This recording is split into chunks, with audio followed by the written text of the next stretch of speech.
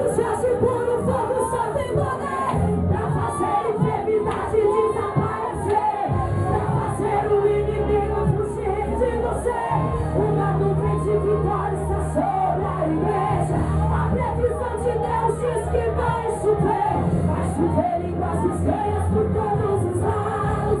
E desse tempo eu quero sair molhado e investido por este poder.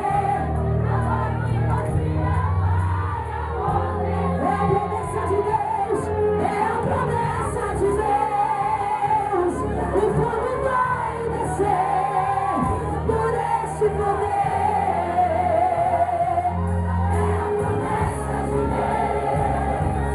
O fogo vai descer por este poder. Já começa a acontecer.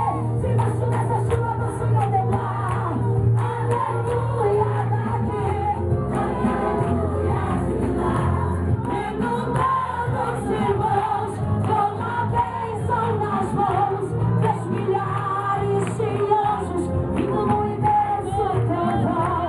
Deste lado tem poder, deste lado tem glória.